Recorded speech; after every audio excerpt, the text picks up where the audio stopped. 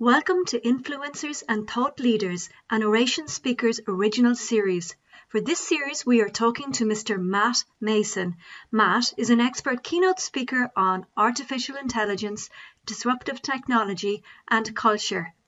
In this episode, we're talking about how people are using technology differently during the coronavirus.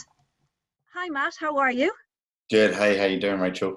So, Matt, can you just give me a little bit of a background about yourself and what you do at the moment? Yeah, sure. I've kind of always worked with kind of the intersection of disruptive technology and culture. Currently, I'm working with an AI startup that's in stealth mode. That's building an entirely new type of media company using AI character-driven media with kind of music at its core. To create whole new types of content creation machines and platforms. Sorry, that's all really vague. No, it's not. Keep going. Yeah. Very good. I know you have a very quite a long background. You've worked with BitTorrent in the past. Mhm. You've worked for Kraken, the currency company, and also you've written a book called The Pirate's Dilemma. So, can you just give me a little bit more information about those aspects of your career? Yeah. So, I've kind of always worked at these sort of weird sort of junctures between culture and technology. So I grew up in London. I was involved with pirate radio as a kid. There's all these illegal radio stations in London and throughout Europe and around the world that it's just kids setting up these tiny radio stations just to put out new music and experimental music. That's what we were doing in London. I was involved in the early dubstep scene and the grime scene. But I was always fascinated with the technology and the kind of the infrastructure around what we were doing as much as I was with the culture. We set up a music magazine based on the music and culture that was coming from pirate radio, just to kind of talk about what we're doing a bit more. And that magazine was called Rewind. It went on to become the largest music magazine by circulation in the UK. I was really proud to have been part of that. And after Rewind, I got to write for a lot of other magazines and newspapers as well. And I wanted to write a kind of playbook for how do you use this kind of disruptive pirate mindset to build any type of business or organization. And so I wrote this book, The Pirate's Dilemma. I got quite lucky with it. It came out in 2008, which was sort of the height of the big debate around online piracy and file sharing and Napster and BitTorrent and all of these things. And so I toured with that for about 3 years. During that time, I did a lot of consulting on piracy for a number of different companies and did a lot of sort of advertising strategy stuff where I was able to help a lot of big brands kind of reboot themselves for the digital era. And then during that time, I also joined BitTorrent as the head of marketing and chief content officer, and helped them build a content store within the BitTorrent piracy ecosystem for artists and for filmmakers to be able to legally distribute work through BitTorrent and actually get paid for it. Okay. Which was pretty successful. And that was a lot of fun. After that, I left BitTorrent and ran a Skunkworks content studio for a division of Sony Pictures in LA. What does that mean? What does Skunkworks mean? It's kind of like an Area 51 where we would build experimental apps, experimental live streams, experimental pieces of content. Just doing really, really sort of interesting, cutting edge experiments with media and technology to help Sony ask and answer larger questions about its own strategy. So that was a lot of fun. Was there for about 3.5 years. Most recently, I was the CMO of Kraken, the cryptocurrency exchange, which cryptocurrency I think is going to be at some point a really key part of how culture happens digitally everywhere. and then I left Kraken a month ago, 2 months ago to join this AI startup that I've been advising for a while. I think AI is the thing I'm most excited about in terms of where we're going next as a society. Okay. I know you had mentioned that what you're working on now is still in the stealth mode, but you had mentioned a little bit of it to me in the past. Is there anything you can let us know about that? It seems to me like a very innovative new idea that will certainly entertain a lot of people in the music industry and changes the way the music industry is at the moment. Yeah, so I think like lots of media companies, this company is able to create, market, and distribute work from artists. That can be audio, visual, it can be music, it can be video, it can be performances. It's very much an artist-driven company. The big difference is all of these artists are completely generated by AI. And you can create a new one, including a new song that's been composed, recorded, and produced in under 2 seconds. So this technology is, I mean, I've never seen anything as transformative or with the power to completely change how we think about culture creation. And it sounds super scary, and it sounds, I've worked on lots of things in my career that people thought would kill music in some way, like pirate radio, or cryptocurrency in banks. And none of these things. It's always kind of technologies. It's always this double-edged sword. But I'm always drawn to things. The things I'm drawn to for the reason I can see actually they're not. This is not a threat. This is a huge opportunity. And I think as it goes with sort of music and artificial intelligence, or creating culture with artificial intelligence.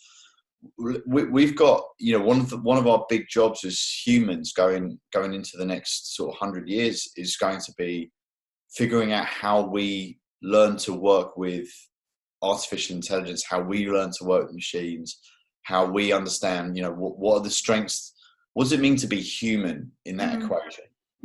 What do we bring to the table? Because machines and AI are going to start doing lots and lots of things that we used to do, and they're going to do them way better than we do.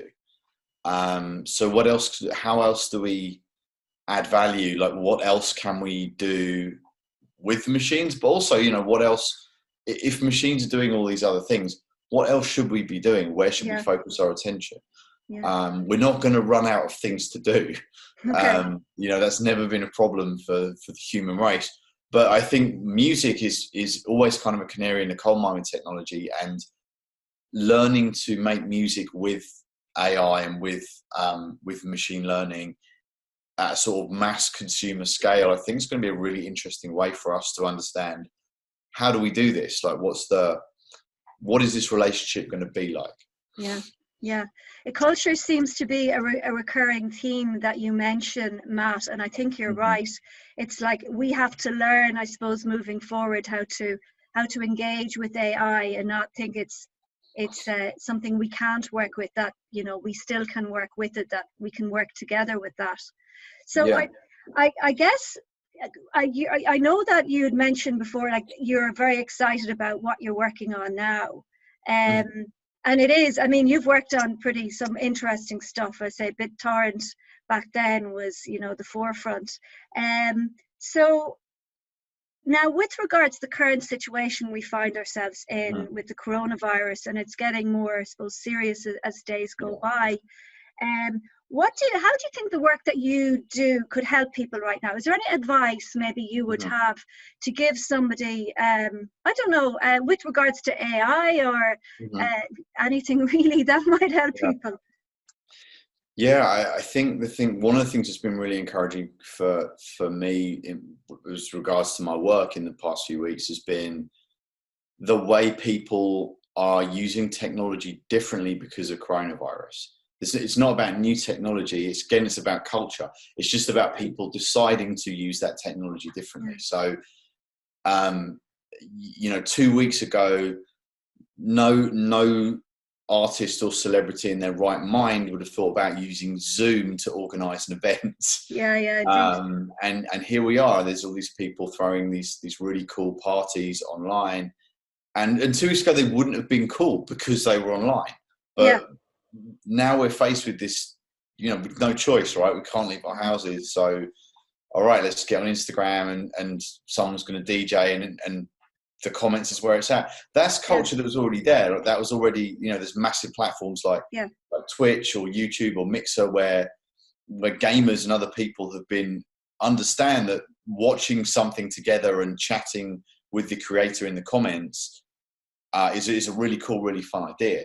And now kind of the rest of the world is sort of waking up to this fact that this technology, live streaming, is really fun. People are FaceTiming each other more. People are trying to connect in ways that they would in real life more using technology. The narrative from 2016 until the start of coronavirus has been, technology's actually not helping us. It's isolating us. It's dividing us. All of which was true to some extent, but it was about us. It was about how we were choosing to use it. So I'm really encouraged by all the ways that we're seeing people figuring out, what, I need to connect to other human beings on a real level. And if I can't leave my house, well, I'm just going to figure out how to do that. And suddenly we're starting to rethink our relationship just with existing technologies, never mind, AI or anything that's coming down the pike. So I'm pretty encouraged about what I'm seeing. I think, necessity is the mother of invention. Yeah. And right now, everywhere you look, there's necessity. So I think we're going to see a lot of really, really interesting stuff still yet to come. And I don't think people should be afraid to experiment right now, or afraid to try things, or afraid to try and connect with the people in their network and their friends and family and people they work with in new ways. So everybody's at home and wants to figure out ways to connect with others. So this is actually a really great time for us to try and sort of put some of these new ideas together. Yeah, absolutely. I mean, it's a great point. I mean, I think we'd be lost without technology at the moment. The fact that we can even do, we've been trying to organize this for a while, but you can actually do a Zoom call and have a conversation like this is great, especially in this industry. Now, that was really good. Now, I know with regards to, you have done keynotes for me in the past, Matt, and when things come back to normal, but even in the meantime, for any keynotes that you do, or that when I'm speaking to a customer, what kind of takeaways or what kind of message could you deliver to an audience? I think so. One of the main themes of my work and the keynotes that I deliver is, look, there's always an opportunity. There's always something you can do, no matter how dire it seems or how tough the competition looks. There's always ways through, and that's been a sort of theme of all the things I've worked on and done. So sort of developing a playbook and giving an audience some real usable takeaways on, all right, well, how do I deal with adversity? How do I deal with tough competition? How do I deal with a marketplace with a lot of uncertainty? These are things that I've really developed playbooks for over the years, using different examples from my career and from those of people around me in history and all the research I did for my book and since then. So really, I think that's the sort of the main thing for me. Lots of concrete examples using different and new technologies, from crypto to AI, to a lot of the sort of digital media work I've done. But I think sort of I've done a lot of keynotes in my life at, where I can't work out. I'll get a call, people want you to come and speak at this conference, and it can be hairdressers or surfers or something. I don't know anything about that. And then you go and you do these keynotes, and it's like, no, everything, just talking about how you overcame something in a completely different industry is often really useful. And when I attend keynotes, I often find that as well. If I hear from someone who's working in a completely different field from me, just understanding how they did what they did is really helpful. That's always where I get the sort of the most takeaways from. Yeah, no, that's very interesting. It's kind of like you're very good at maybe at talking to customers and saying, talking about disruptive technology, about, well, are they disruptive technologies indeed, or how can we work with them as well to, Mm. or a company that hasn't, say, embraced technology, which they probably have now with the coronavirus. But Hmm. yeah, no, that's really helpful, Matt. Um, now, with regards to, are you at the moment, are you available for webinars? Should there be any need if there's anyone you need to talk to, is that something you're open to? Yeah, absolutely. Yes, totally, Okay. totally available at home like everybody else. Yeah, indeed, indeed. Well, look, I appreciate. I know you've gotten up early to take the time to speak with me, Matt, and Oh, I really do appreciate it very much. And look, I look forward to working with you. Hopefully, doing real live keynotes in the future. But in the meantime, you're available for virtual conferences. So let's see what we can do. yeah, So listen, fantastic. thanks a million, and stay safe. You too. Thanks, Rachel. Cheers, Matt. Thanks Take a care. million.